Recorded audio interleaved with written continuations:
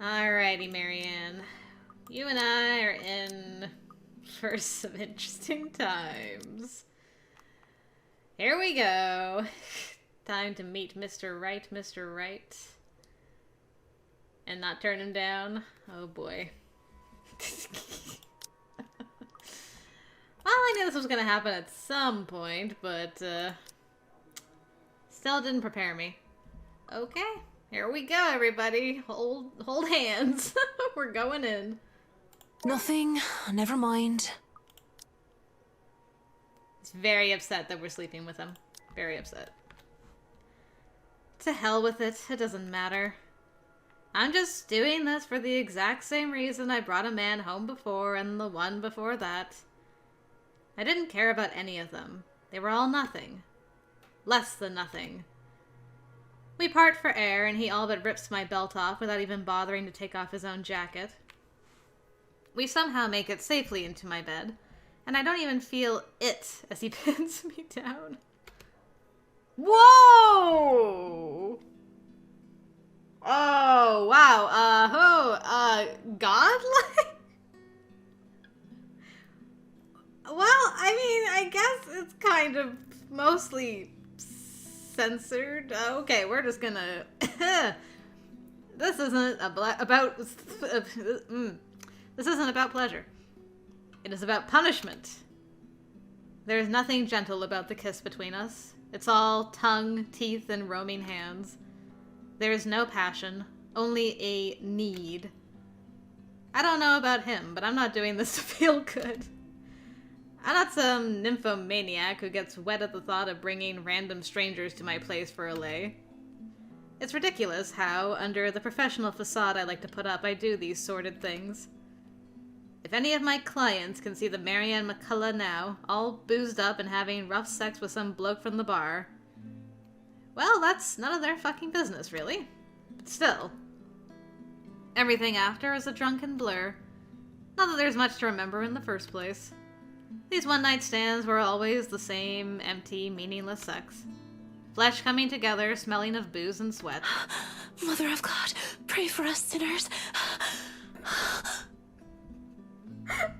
Is that something you would say in bed? Marianne, please. I'm too busy trying to remember her hands touching during it all. I'm trying to remember her lips that kissed me. Oh, you guys actually kissed. I didn't know that. But how can I remember something that never happened? Oh, okay. You just wish it had. Gotcha. When all is said and done, all he have to say is... You were saying something while we were at it. What were you mumbling? You got dressed really quick. It was a prayer.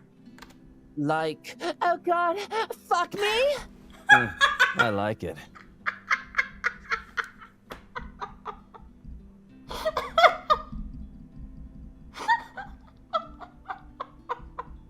Luke, stop, please. I'm dying. Oh gosh, what a way to start this. No, it was a real prayer. A prayer for forgiveness. Because as I lie down in my bed while he gets up to leave, I can feel my sins crawling on my back like spiders, filling me with their venom. Alright. Nice Sans reference, I'll take it. I feel an itch that made me want to scratch my skin until it bleeds while my heart pounds in my ears. I can't even register what whiskey says when he whispers his goodbye. Thanks for the good time, Marianne. Man, sozzled and all, he still figured out our name.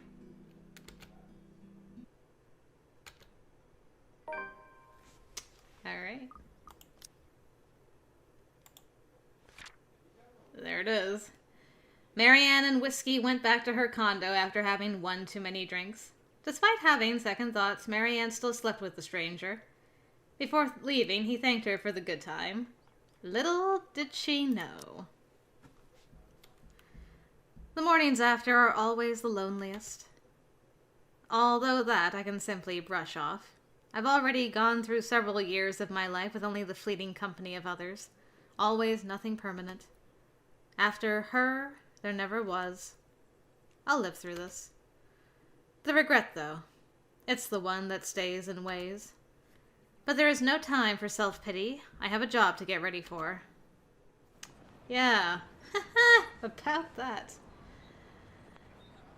It isn't often I think about drinking on the job, but, you know, when you find out who your clients are. Okay. This shall be different, probably. What happened here? She looks at me wide-eyed like a deer caught in the headlights ready to bolt at any moment.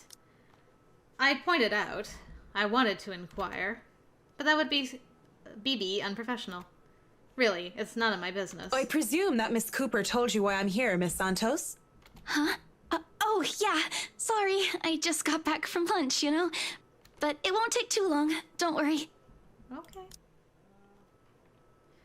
I don't have time for this. I don't have time for this. Just spit it out. Hurry it up, girl. I'm a busy lady. An air of uncertainty hangs over the girl, although she tries her best not to let it show. She really is too young, too uncertain for what she does. Well, you see, the coffee, it's getting cold and, that's not good. I doubt that's what she actually wants to say. Is that all? May I get back to work without being interrupted? Sure, I'll leave you alone. And if you need me, I'll be just look for me somewhere. It's not like that's going to be hard. Oof. What a bitch. Miss Santos? What did you say? I didn't say anything. Lorraine? Is that you, Lorraine? Speak to me, girl. In the end, Marianne dismissed the young agent. A strained air settles in the room as we stare at each other, mirroring the same confused expressions. I'm quite sure I heard her say something. Yeah, you know, she would have an Irish accent. Or is that someone from outside? Unlikely. So when she slightly tilts her head at me in question, I can only look away, flustered. It's an awkward affair, and I choose to hightail out of the realty office as quick as I can. Alright. Moving swiftly on towards our doom. Okay, so I'm already at negative quite a bit with Luke.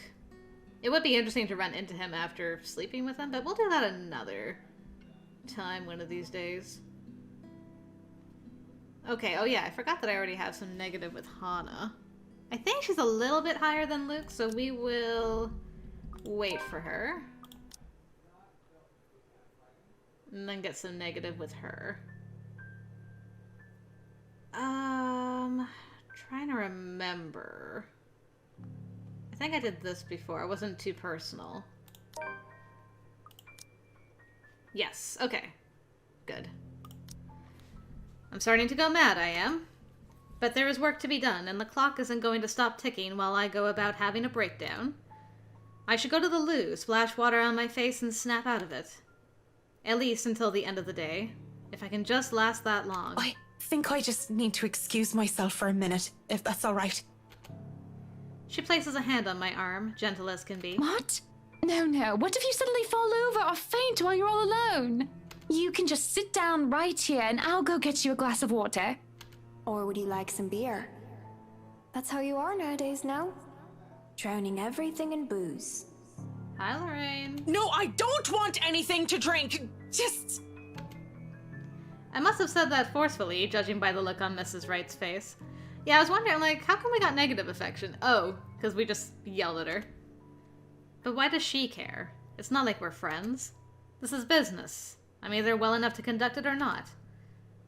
Why would she pretend to be concerned when I am simply a means to an end? Just seeing Mrs. Wright reminds me too much of her. And maybe I'm starting to see and hear her again when I shouldn't be. I tried so hard to leave everything behind, to forget them and move on. But that small touch and her voice in my head have nearly set me off the edge. And in an instant, all of her memories comes flooding back in. I'm so sorry. I didn't mean to snap at you like that. Just give me some breathing room, please. Just, please, give me a moment. She doesn't respond, and just before the situation gets any more complicated, Mr. Wright comes in. Good morning, ladies. What a wonderful morning it is. That I wake up to such a beautiful sight. Yes, about that. Grand. I want to smack that smile off his face. Would do it in a heartbeat even, if only he isn't my client. But I can just see the headlines now. Interior designer sucker punches rich arsehole. Hey, he did it last time. Sometimes I wish I'll stop thinking whether something is worth the trouble or not and just do. What is with that look, Marianne? You look like you've smelled something foul. More like I've seen something. What? Don't you like the smell of pancakes? I think they're just wonderful. Like prayers answered by the breakfast gods.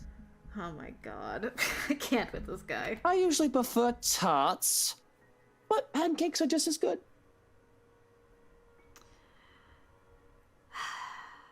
It's nothing. Never mind. Come on then, we can discuss business over food. Yes. Grand. I hate you all.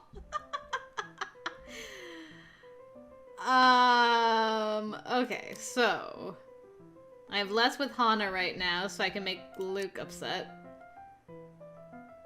Which is what again?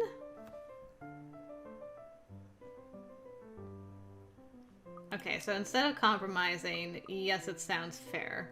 I believe. Yes. Okay. And the next time we can upset Hana. That'll be fine. I mean, it doesn't really matter either way. We spend so much time with these two. We're gonna upset them one way or another. Okay, so I'll want to check the ground floor. I'm still up for a shag, if that's what you're after. Pretty sure the wine cellar is soundproof if you fancy a snog and a poke. No. I'm here on business, Mr. Wright. Nothing more, nothing less. Now, if you can let me pass, I need to inspect the music room as well. I'm not looking for trouble, but trouble always seems to find me anyway. He leans against the door frame, crosses his arms, and plasters a huge grin on his face. The way he looked at me promises nothing good. But really, how big of a scumbag can one person be? Oh, sure, you're some fancy interior designer. But mix in some booze and you really loosen it up, don't you? Working woman by day, working girl by night. Ugh. I'm not. I'm no such thing. Don't you fucking dare continue down that line of thought. I'm not what you suggest I am. I am not some whore you can just leer at and proposition. If anybody here is morally reprehensible, it's you cheating on your wife. And if you don't stop this harassment, I'll... Tell the wife? Good luck with that. You're terribly confident for a lecherous cheat. Heyo, called him out. Do you honestly think you're the first woman that threatens to go running to her claiming something or another about me? You think you're some special snowflake and that you're the first woman that I've slept with? My hands shake. I have to remind myself that I would get nothing out of hitting him. Nothing but satisfaction, at least. Tell her. But who will she believe? Her darling husband? Or the hired help? Oh, Buttercup, she's probably trying to make us pay up or she'll create a scandal. Scandal. Stay quiet, you can go on with your life with no trouble. And if I talk, even if your wife doesn't believe me, I can get people talking. What then? Oh, people gossip all the time, it's hardly anything new. But still, if you talk, I will ruin you. The way he says it, promises it, makes my blood run cold. Now, why don't you run along and do whatever silly job you have to do? I'll just be here in the music room if you change your mind about a shag. Ugh, the worst. Fucking asshole. Scum of the earth he is. How could you just let him talk to you like that? I agree with you, Lorraine. Okay. So, forget about going into the music room then. That's fine. He'll have to go out there sooner or later. In the meantime, I can go around and check the rest of the house. Bleh. Get me out of here. I need a shower. Hey, Lorraine. You're definitely better than Luke. Okay. So I'm trying to remember, did we have a choice with Luke before when we ran into him? I kind of feel like we did, but we didn't get it this time. Which is interesting if that's true. Okay, this time I gotta listen in, which I've never done before. So, let's see. Alright. Making good progress. I don't usually care for the private affairs of my clients. As I consider if I should lurk a little longer, I miss what else was said. All I know is that the topic has somehow moved on from pets to children. What? Peeping Marianne. Nice. I wasn't being serious. It's not something you take the piss out of. Having a kid is a big responsibility, Hannah. We've talked about this, haven't we? I'm not ready to be a parent. I'd probably end up killing the little brat by the week's end. The regret sinks in fast. Why can't I just keep to myself and mind my own business like I usually do? Of all the times to be curious.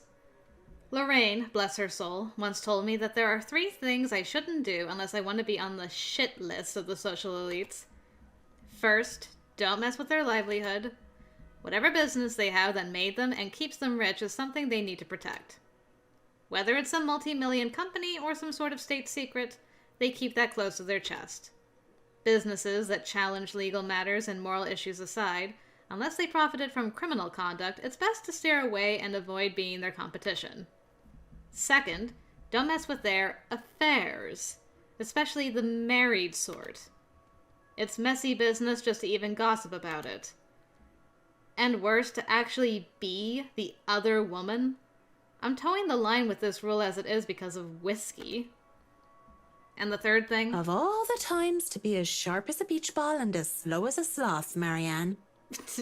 Sharp as a beach ball. Well, the third thing rings true for just about anyone, really. Don't mess with their family. Of course, she used the word mess quite loosely. And I think what I'm doing now falls under the multiple definitions it could take. Listening to this, something so undoubtedly private, is a great way to get in trouble. I do think you... Don't finish that sentence, Hannah. Just don't. We know how this discussion ends. Let's not fight over what ifs and if onlys. But what if we are going to have a family, Luke? What then? I just told you. No what ifs. We won't talk about it until you're ready. Let's not talk about it then. Ever. I walk away as far and as fast as I can while still carrying the box until I'm a good distance off in the foyer. I even risk my neck, taking the steps down 2 at a time before quickly handing off the kitchenware to Johans. You really shouldn't run down those stairs. You might slip and break your neck. And that isn't a pretty way to go. Trust me, I have seen it. I'll keep that in mind, thanks. Wouldn't want anything to happen to my pretty neck. I feel like you're calling out how you die somehow. Why do you think I wear a scarf? Because they're comfortable? Yes. Other than that, they're still serious choking hazards. You might be wearing your own noose. That's kind of how I feel about scarves. Cut the morbid stuff and let's get these things where they belong. My kitchen, my rules. If you have somewhere else to go, which I'm sure you have, you may leave the area to me. Well, I still have to check a few things there, if you don't mind. How many times do you need to check every room? For real. Are you sure you're not just looking for this secret recipe of my Kirby soup? Because I'll have you know, it is all in my head. What kind of soup is that? I like to be thorough with my work. I'm sure you understand. I'm curious how Luke and Hannah find out that we eavesdropped on them. I guess we must let it slip at some point. He shrugs as we enter the kitchen. The box is quickly placed on one of the countertops and he sets to work quietly. Occasionally, he would ask me to take one thing or another and place it someplace else, but for the most part, I'm left thinking about what I just heard. That talk of children and Mrs. Wright's insistence on getting that room. Could it be? No, she doesn't look it. But of course, it could just be too early to show. And if she is, does Whiskey know? It really doesn't sound like it. What do I care, though? Oh, aside from the fact that I may be working with a pregnant woman who'll have a baby in the near future, and this place isn't exactly up to modern safety standards, the slightest possibility that this might be the case only makes me worry. I'll have to do a better job than what I usually do. Interesting. I need to make it safer for the baby! Lighten the mood. You're not gonna go out there and join Mrs. Wright? Eek. You're starting to look strained. If you want your picture taken so badly, I'm sure the photographer would oblige. What is it that you want to do then? Films. Documentaries mostly. But cinematography is a lot more difficult than photography, right? I was working on this thing, actually. We need to get you away from the butler. You're starting to sound like him. Thanks. No, I'm not joining Hana for an interior design magazine photo. What am I, a piece of furniture? I wish. Look, did a lot of you have anything else crucial to do today? Marianne. There are still some little things to do. It isn't the end of the day yet. Yes, but you're paid hourly, aren't you? Per day? Really, I don't care. You and the others can just take off for the day. Why is he dismissing us early all of a sudden? Is this about the possible security threat? Did my question get him all wary and paranoid that he would just send the workers and I away? I realize that threats are of actual concern to these rich and powerful people. I imagine, whether anyone wants to or not, they get a few enemies here and there. But I'm sure the foreman and his workers can be trusted and are of no threat. Well, at least I trust the people I'm working with. I understand if he doesn't. He doesn't know them from a can of paint. Still, won't it be safer if there are people around who can watch their back? You're the boss. My being paid by the day aside, I won't be held responsible for any significant delay caused by your decisions. I'll try to get around that, of course, but I'll just remind you of the fact. Whatever, take forever with the house. I don't give a bloody damn. Don't you worry, you're still getting your money. Just sod off, go crawl around a pub and find yourself a good lay. Good grief. Paranoid or aggravated as he might be, this conversation certainly didn't have to warrant that sort of remark. Maybe I will. Watch me, see if I won't. Bleh. You suck. How dare that sleazy wanker treat me like I'm a piece of furniture? I was wondering if she was going to have different complaints about him this time. I am pleased to see this is the case. Alright. And by wanker, you mean Luke Wright. Yes, Luke Wright! I just said that! Iskultona Kranthe! My goodness. Completely different from his pretty wife. And Annie? Han? Hannah? Anna! I wouldn't be surprised if he's doing something dirty behind her back. Even bought him a mansion. Lucky bastard. So it was the wife who bought the place. Are you going to repeat everything I say? Yes, it was the pretty one. The one with the long hair. She bought the place. Sort of. Sort of? With how drunk you are, I don't even know if you're aware or sure of what you're saying. Excuse you? I am at least 350,000% sure that I know what I am saying. It's an interesting number. I am a professional. I'm totally sure of what I'm saying. Do you think just because I'm drunk I don't remember facts? Well... I remember everything. I remember every little thing as if it only happened yesterday. I bet you don't remember young McGurn's full name. Of course you don't. Here we go. John William, pure mad, mental inte, your body, Simpson Clay, Gimmel Chip, the Bam, Rib Racker, no real young rebel, your best saint, John McGurn.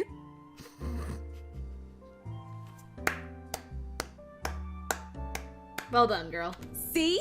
I have a photographic memory. Or read memory.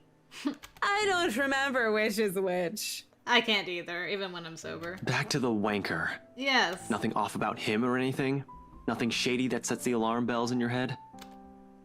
Alarm bells? Nothing ringing. Maybe someone's mobile is. I'm getting tired. Enough for me to press my cheek against the cool countertop with my eyes shut tight. Eventually, cracking one eye open, just in case they thought I fell asleep, I grin at Holmes. Aside from being a sleazy piece of shit, he did get all in a tizzy whenever something about security came up. Makes sense. I don't blame the guy. Place that big, you'll need a couple dozen people stationed around if you want to make sure nobody you don't want gets in. And the guy seems like the type that doesn't like too many people. Oh, but he does like the ladies. I don't think his mummy hugged him enough or anything. These are serious questions, Marianne. Lives might just be at stake here. What do you expect? She's smashed. Truth. Why am I even doing this? This is getting me nowhere, G. She's not a reliable source. The chief, let alone the courts, aren't going to take the word of a drunk. This'll be dismissed, and I might be in trouble if they try to argue that I coerced a testimony out of her. This is a fucking train wreck. You're a fucking train wreck now, if you ask me. Got him. Maybe it's about time you apply the brakes and stop for a bit. So good. That was excellent. Ding! Smiles. Smiles all around. Alright. Well, back in here I go. And I believe I should go in if I don't want to die horribly. Time like the present eye. Let's go. Okay.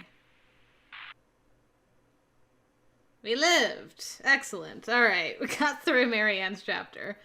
That was pretty interesting. A lot of different stuff in there, which was neat.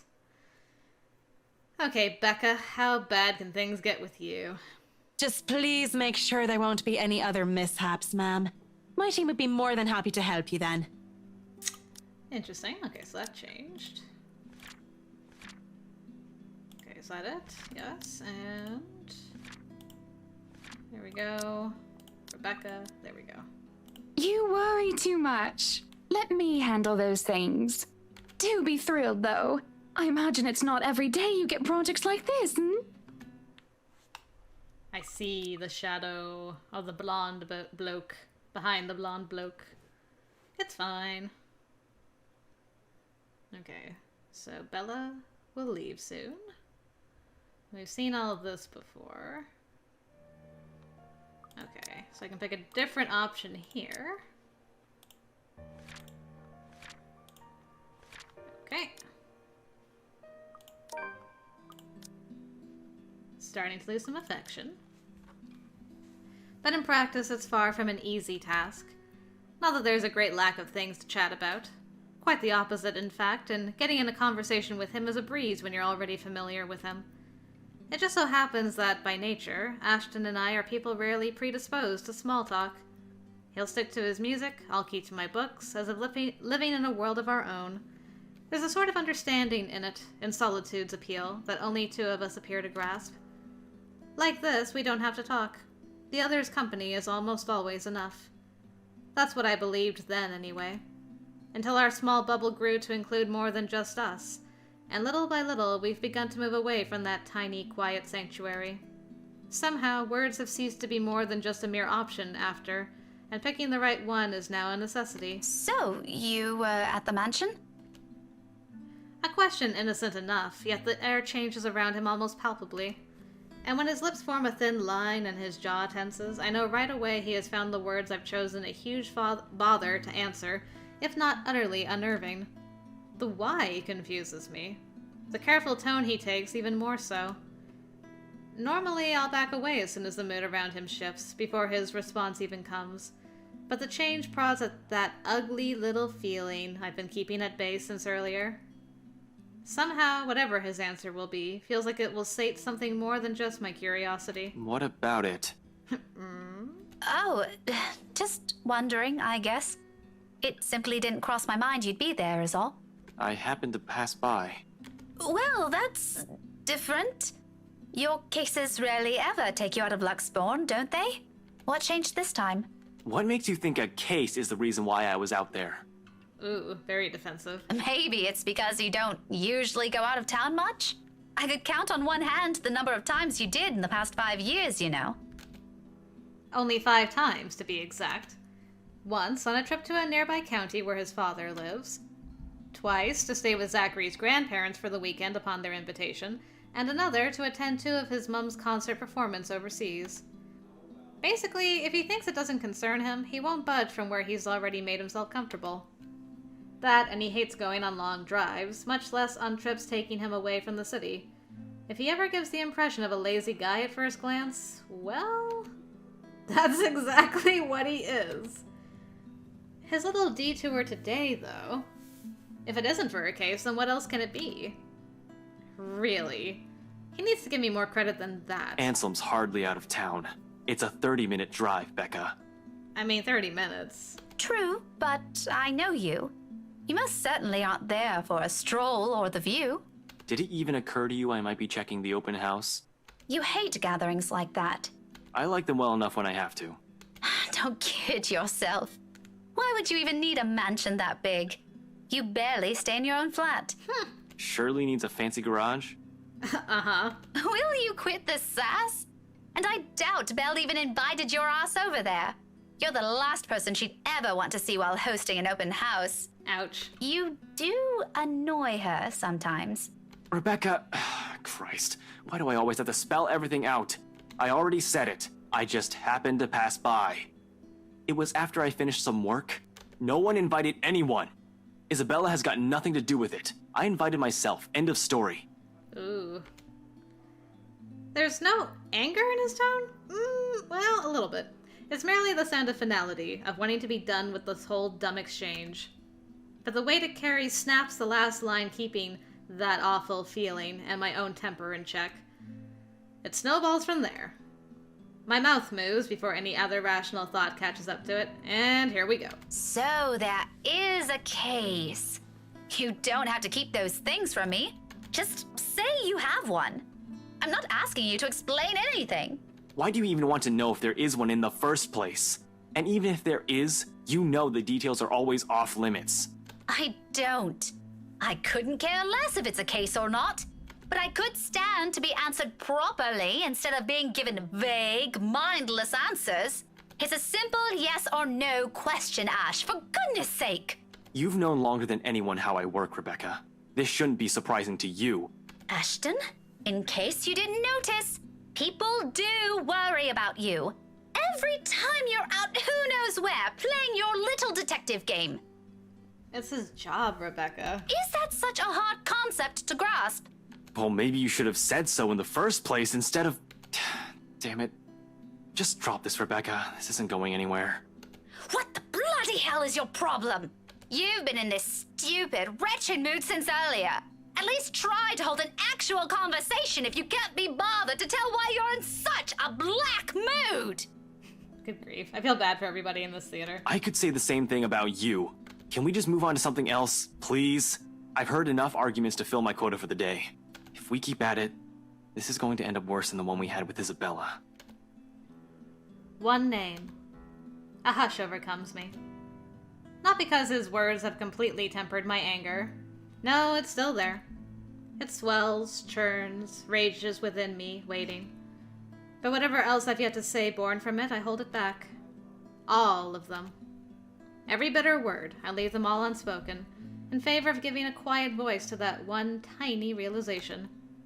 The very same one that awful feeling has been whispering to my ears all this time. It wasn't really because of a case, was it? You were there for something else. For someone else. Someone else. How did you even get to that? Didn't we already establish why I was there? Why are we going back to this again? You could have just said so. It's not like it would make a difference. In the end, she's not even here. Oof. Wait, what the hell are you going on about this time? I could have easily answered that one. Perhaps with a good serving of the anger that has been stewing inside me, seasoned with more venom that I'm accustomed to showing him. He's lucky Zachary chooses that moment to show up, carrying bags of popcorn on both arms and totally oblivious to what occurred.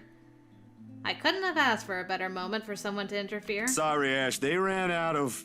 Am I interrupting something? A smile is the only answer I give him before I stand up and gesture for him to take the seat I've vacated. When I start speaking again, my tone is as casual as I can manage, above the struggle with my own frustration. No harm done.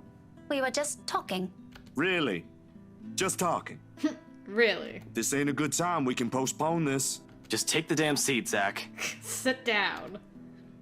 He immediately does so, albeit awkwardly, while I flop down next to him. Okay. Clue me in if someone's about to lose it. Just so, you know, I can get out before anything happens. Poor Zachary. And that's that. The movie starts minutes after. But for the better half of the evening, only a strained mood permeates in the air between us, my own irritation winding and unwinding inside me. In the midst of it all, a single thought nudges at me. Would it have been any different if Isabella were here? I mean, no, you would have been in a bad mood. Alright. Oh, I guess this is still different. That little disagreement with Ashton feels like a warning sign already, and it's not a line I'm willing to test tonight. Sometimes there are things you simply can't force. A sentiment we all likely share at the moment, if the silence before we part ways tells anything. Even Zachary seems reluctant to break it. Well, it was fun, despite, you know... I feel so bad for Zach. He just wanted to, like, show his friends this movie, and Bella left, and these two argued. He doesn't even spare me a look when he slides his phone back to his pocket and answers. Oh, yeah. I need to double check something with the guys at the precinct. Same way, then. You gonna be fine on your own, Rebecca? Yeah, that's great. I'm great, you know. Got a cold, it's making me see things, but other than that, I'm just dandy. Just wonderful. Good grief. Well, things are going terribly, which is kind of what we were going for, so... Aw, look at these angry beans. I can handle it. Okay. I will say, the affection going down with Ash is very slow going. Why does he have to go to such lengths for a person he only met 5 years ago? I wish I could ask him that. I wish I could simply say it to his face and finally get a straight answer from him instead of doing whatever this is we're doing. Instead of beating around the bush. Has the years changed us this much? Has adulthood changed us this much? You've done enough, Ash. Let me take it from here. Ashton is quiet for a little while, but I can almost see the frown in him, hear the gears turning in his head. Don't you have a class to teach today? Tuesdays are your busiest this school year, aren't they? Yeah, but someone has to check on her. And I don't want to impose on you any further. I've already disturbed your sleep. You're not imposing. Besides, I'm doing you a favor. I know you, Becca. You hate being late or missing a day of work for a very small thing. Leave this to me. You said you're waiting for a call from the chief. I'm dropping by the precinct anyway. There's some trouble I have to fix with those guys. It won't be completely out of the way. Ashton, I trail off at loss for words in the end. From the start, it's a losing battle. We may have been together for a long time, known each other far better than other people, but that doesn't mean we often see things eye to eye. Time and again, it's a matter of agreeing to disagree. This is oft how the status quo is kept. Whenever it comes to this, I can only accept it begrudgingly. Okay, whatever you want to do. I'll let you know what happened afterwards, I promise. We'll bring you some ham and scalloped potatoes. I'll call you later. You have a good day. Bye. I admit the way he puts it isn't comforting enough. He can be blunt like that. So many unknown variables, so many words left unsaid. I wish he'd simply lay them out all in the open, because like this, I'm more inclined to think there's an exaggeration on the other's part. If it's from Zachary or Ashton, I don't know. In the end, all I can do is wait, go about my day, and hope for the best. Before leaving, I spare Isabella's room one last glance, disturbingly quiet now without her in it. I'll get answers from her later. For now, my concerns are best left here. Okay. We'll just look at this bloody locker. Oh, hello. You called. Sorry I didn't get to call you earlier. I had to head to the precinct after. That's all right. Is she okay now? I'm not really sure. She didn't say anything to Zach, but she mentioned a plan to take a few days off from work. It was a passing comment before I left her, so I didn't get to ask. Must be because of Rose's death. Could be. It doesn't seem like it from Zach's story, though. He said said she was shaking when she got there. Shaking? The word triggers a memory. From 3 days ago, on the way home from her little treat after she sold the mansion. I didn't think much of it at the time, but I won't lie, it scared me. The terrified look on her face, how she sounded when she suddenly screamed. Becca? Still there? Yeah, I just remembered something. Sorry, don't mind me. Look, if you can talk to her, get the story out of her. That would be great. She wouldn't talk to Zach or me even when I tried. Maybe she'll speak up if it's you. I'll give it a go, but I can't promise anything, okay? You know how stubborn she can get. But thanks for letting me know about this. No problem. If anything comes up, just drop me a line, okay? There's a short pause before he cuts the call from his end, and once again I'm alone with my thoughts. But rather than answers, all I got from it are questions. More of them, one on top of the other, as if the world isn't planning to give me a break anytime soon. But that's a problem I'll tackle later. Right now I got bloody lockers. And this guy. Well, Marianne, this is for you. Mister, you have until the count of 5 to let me go and step out of my personal space. This will be satisfying. And I'm not gonna apologize to you. Nice. Of course, an apology is the most appropriate thing to say. But no matter how much I will myself to do it, my own body refuses to budge, my own mouth refuses to open, and my head rejects the very idea of looking at him. No apology for an arsehole. Not to someone with an ego too big for his head. Let his pride suffer. I am not going to eat my words for the sake of stroking his damn ego. Less reason for him to gloat. Kylie, however, I owe an explanation. Don't worry, Kylie. I'm not fighting with your Tio. This is just, a discussion. A very serious discussion between a very mature adult and one that's not. His face. Really? But I've never seen Tio angry before. Wow, that's pretty incredible. It's because he's losing the argument. But don't ever follow his example, Kylie. You should always learn to be patient, even if things aren't going your way, okay? Oh sure, a discussion. And it involves hitting random strangers you meet at a cafe with a book. A hard-bound book. And kneeing him in the nadgers. Mind you, the little me hasn't recovered yet. There it is. My future generation never survives from this. We are going to have more than words, woman! I don't allow Kylie to hear his tirade and cover both of her ears with my hands. As fond as she is of the man, there are words he shouldn't be saying to in front of a child. How can he not know about that? More importantly, how on earth did someone like him become a godfather? Who allowed it? Maybe I should talk to Mrs. Suarez about it. Warn her how he's not a good influence for her children. Language! How can you use such crude words in front of her? Your goddaughter can hear you, for heaven's sake. Oh, and you didn't. If I remember everything correctly, you called me a rotten beau. Yeah? So you're going to repeat it in front of her, just to make a point? What, are you 5? Even 5-year-olds are more sensible than you. I called you out, though. Even Isabella. Good God.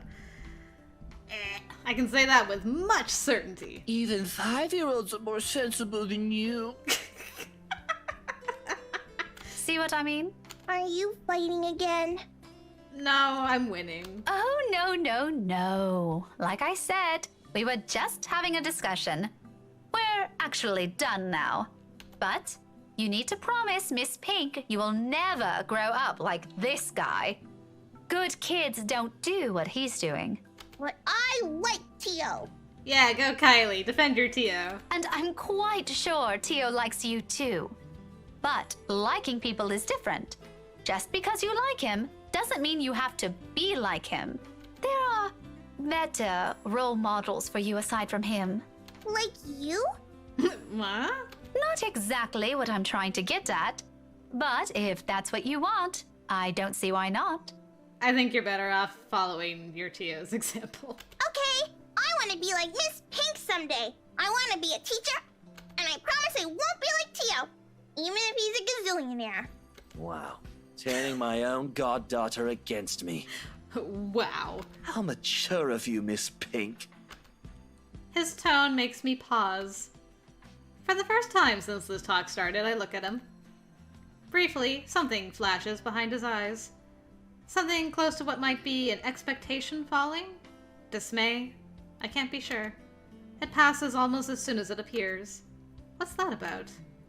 Does he actually like having Kylie around? It doesn't seem like it from the get-go.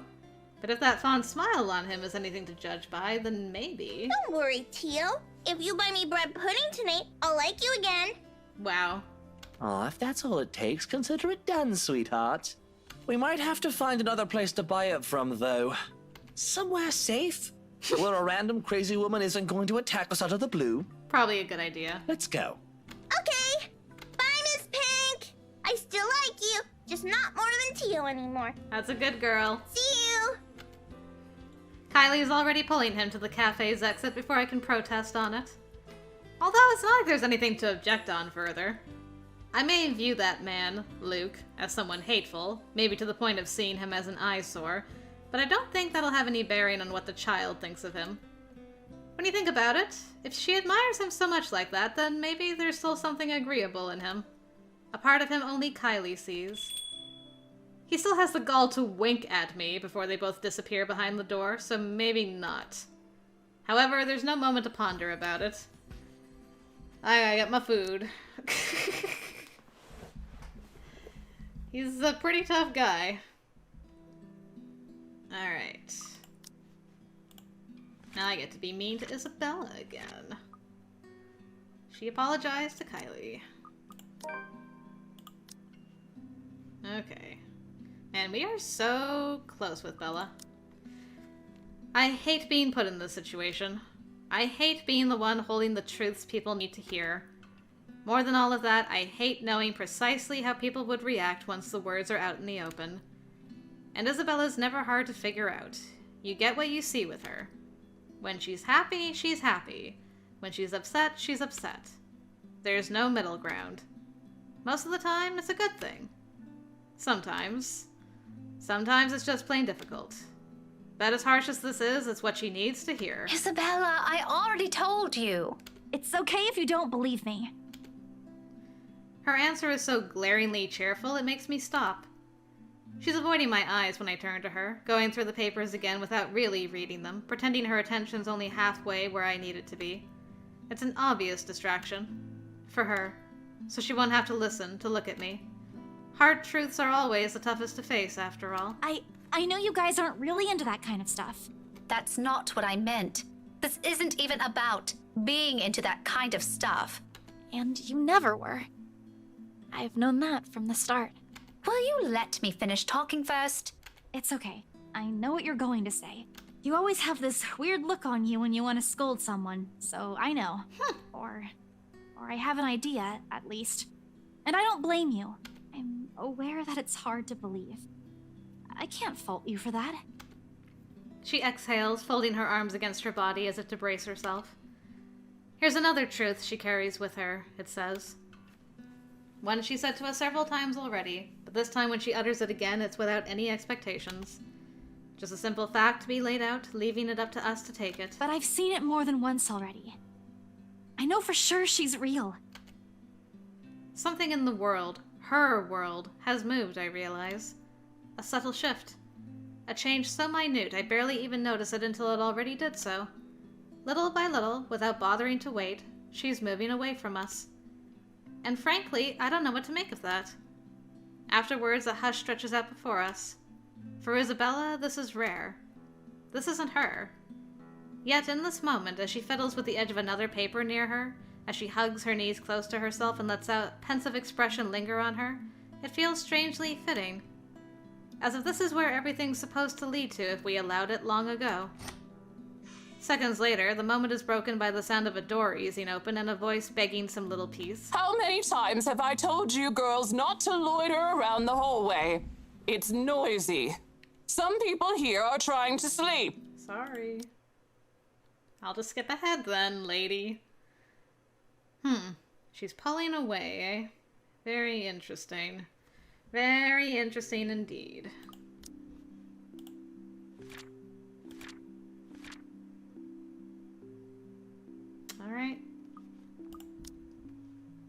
You really think that?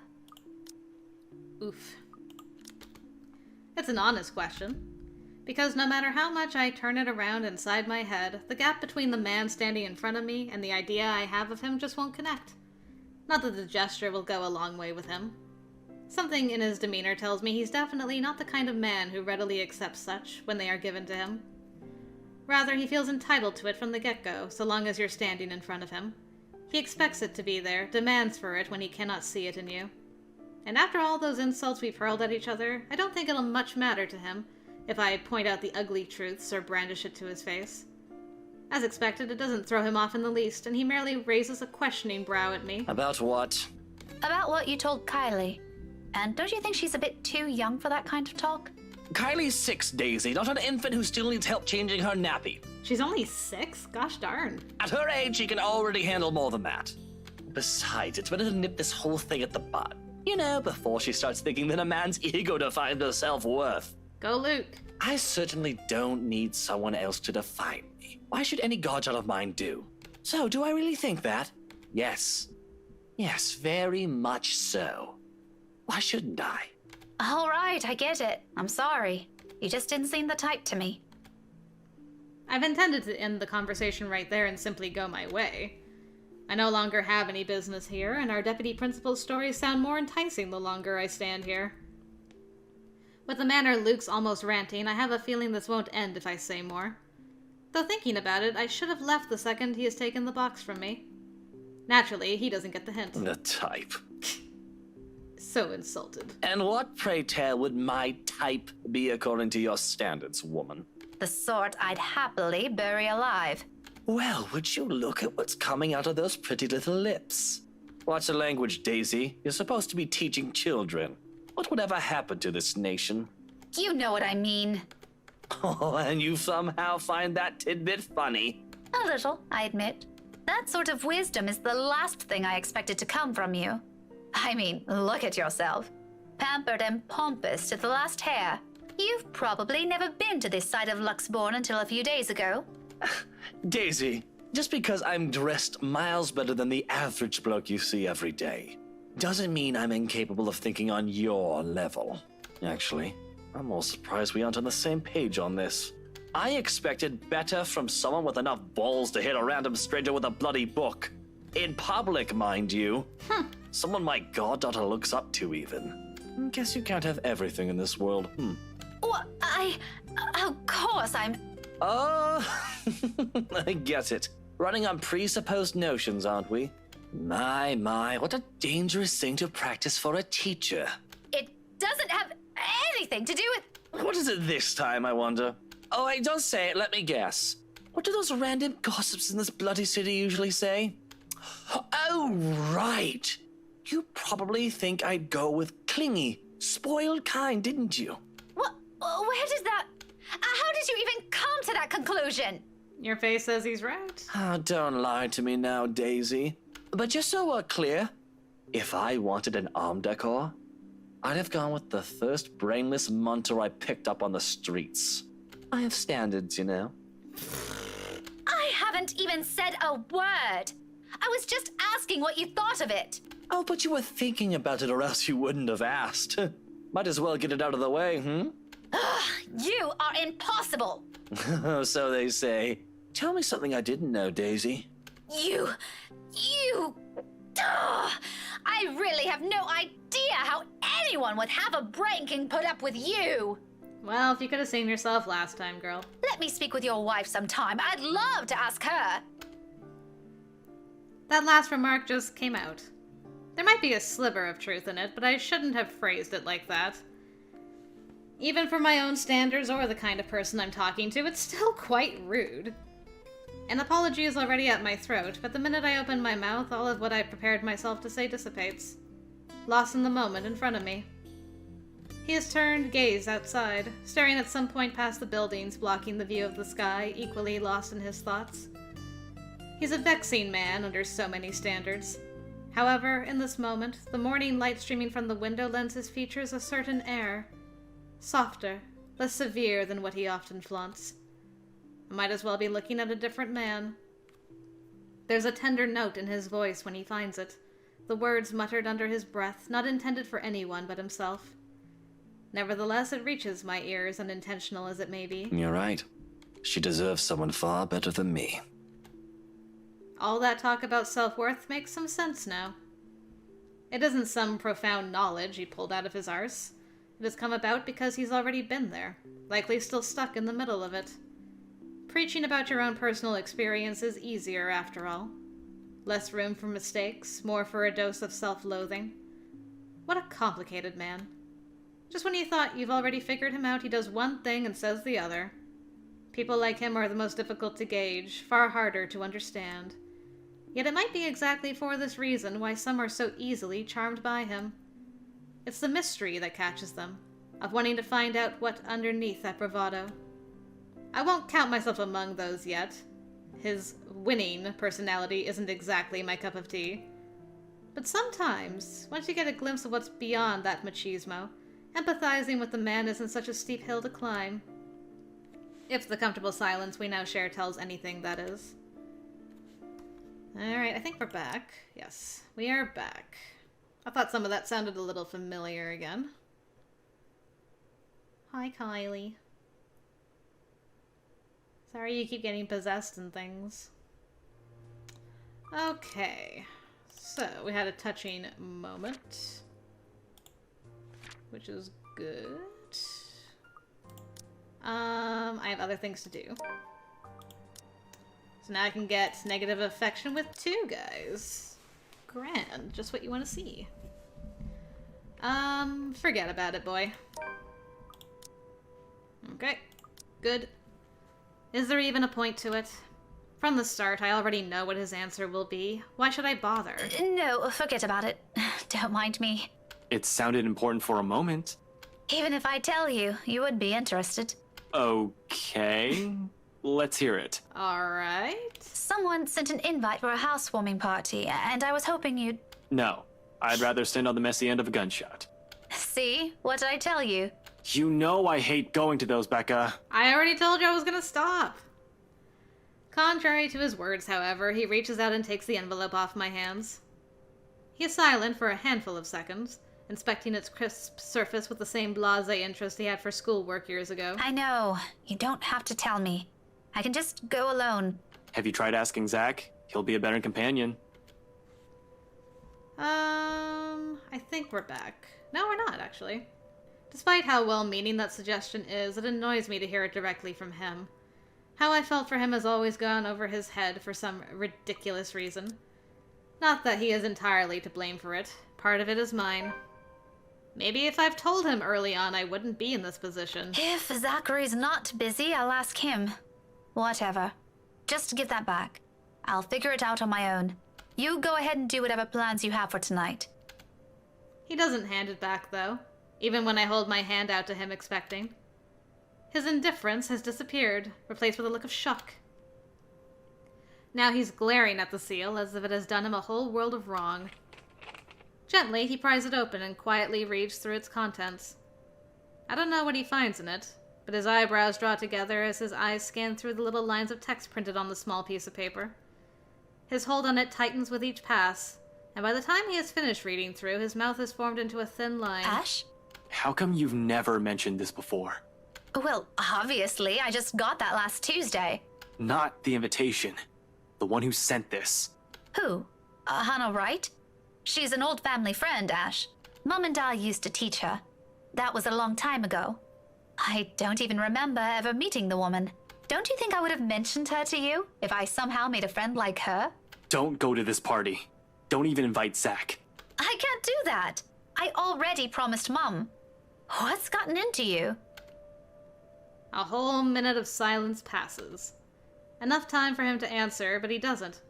He merely turns the invitation in his hands, his scowl growing deeper with each second slipping by. In the end, my own impatience and frustration wins out.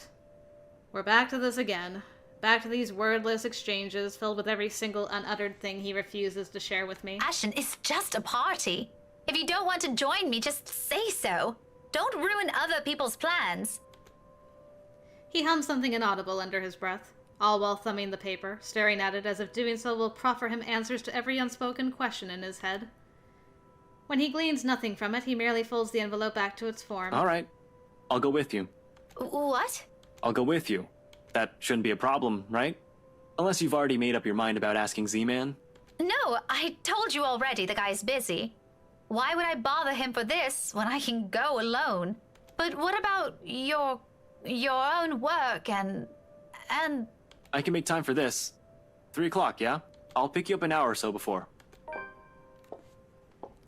Well, that was a quick turnaround. Nothing suspicious to be seen.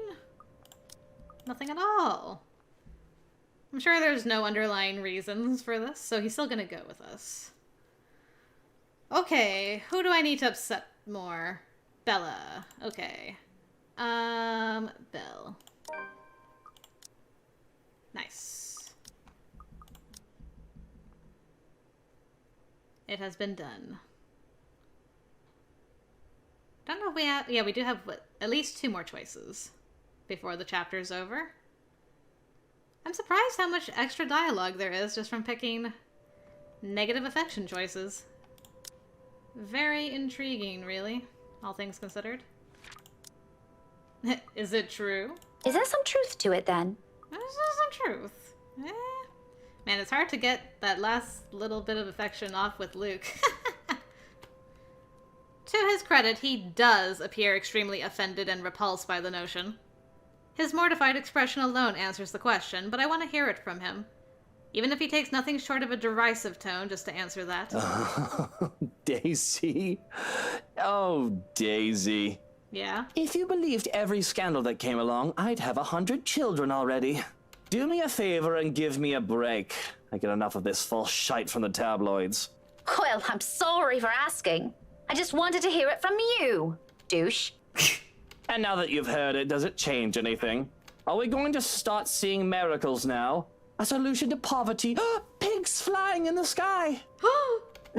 Is some friendly concern such a hard thing to comprehend for you?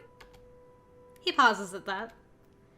Suddenly, he doesn't know what to do with his hands, and in the end, he simply stuffs them back to his pockets and sulks. I'm not too shocked it has caught him off guard. There probably aren't many people who tell him that. He's a difficult man to get along with. Zachary probably won't want to be anywhere near him, despite the man having the patience of a saint. Ashton, he can tolerate, maybe, though I highly doubt he can keep it up with Luke. Why does everybody compare Ash and Luke? My goodness. Dealing with him requires more than patience. It's a huge mystery why I still bother. When the awkwardness passes, mostly coming from him, he merely glances away. Maybe. I don't need your stupid friendship. You could take your friendship and stuff it. Good heavens! I really want to ask how Hana's able to deal with you. He's interested. I can tell from the frown he shoots my way. He's likely wondering how I've ended up knowing her. I'd humor him any other day. Probably tease him about it and keep him guessing just to annoy him, if I'm in a good mood. But my own patience is nearing its ends. After Ashton, after the whole fiasco here, and now him. He won't even answer my own questions properly. Why should I answer his? Moreover, there are other matters more important than that. His marital problems first and foremost. His attitude follows right after. Concerns aside, I can't help with those. Those are things only he can fix, and it's definitely not by standing around here. So with a slight wave of my hand, I end it right there and walk away from him.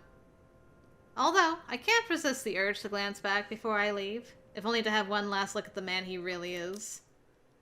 One that's held by a ghost lady. That's who he really is. Let's see. She asked if the accusations were true, wanting to hear the truth from him. Luke rudely told her not to believe everything. What does he have to do with this? Ooh, that took a good chunk out of that. It's not a question without merit. Though the man can be quite abrasive, sometimes downright nasty with his words, you can't simply accuse anyone by virtue of that alone. And it is an accusation, no matter how much Ashton's phrasing downplays their meaning. What right does he have to tell me who I should associate myself with, without even bothering to tell me his reasons at that? Plenty. Just trust me on this, Becca. Don't you Becca me. That doesn't answer my question at all, Ash. You haven't answered any of my questions, in fact. What's really going on here? I want to hear it from him. If we are to go down this route, I want to hear it straight from his mouth. Because whatever he thinks of the man, I haven't found any reason why I should be wary of him. None? Sure, we started off on the wrong foot, but he's a decent guy when he tries. A simple explanation is all I want. Is that really so hard to understand for him? The situation's complicated. One mistake and you guys could... So, we're back here again. More secrets? Why can't you be honest to me for once? He's a dangerous man to be around, Rebecca. Really? Care to elaborate on that? Because from what I've seen, the only dangerous thing about that guy is his audacity to cheat on his wife. Why are you defending him? Squint. Who said anything about defending anyone? You know, I'm getting really worried about you guys. First it's Zach, and now you're... Oh, you're worried? Somehow, even that concern feels empty to me, even if it's from him. You care? I'm so touched. Really now? If you care, then where were you the entire party? That doesn't matter right now. You know I can't simply... Forget it, Ashton. I don't want to hear it. I don't want to talk about this anymore tonight. Speak to me when you're ready to stop spouting the same barefaced lies. Ashton jerks back as if I've struck him. For a fleeting moment, something akin to hurt darts across his features, his eyes narrowing and hands closing in tightly into a fist at his sides. It does little to lull my ill humor, because in the next second, his answer sounds nothing of the apologetic tone I'm expecting from him. Fine.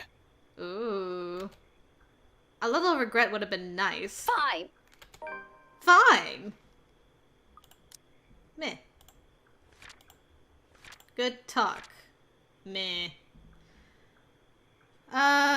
They ended up having a huge fight. In my anger, I don't even notice when I've climbed inside his car. You can drive me home. Not until after I've slammed its door behind me with as much force they can summon. He follows soon after, and shortly we're on our way back to the city. Yet even with city's bright lights welcoming us, the dense, somber air from the mansion still lingers. Okay. I was wondering if anything would change there, but she still let him sleep over. That's fine. It's whatever, it's fine. Don't even worry about it. Alright, lady. Where are you? There you are. Okay. Head for the door. And we should be finishing this chapter pretty close. Pretty soon. Yes, there we go. She lived! And with that, got a couple more chapters still. I am amazed. I didn't think this run was going to be this long, but I'm morbidly enjoying it. I guess next time we'll start off with Ashton.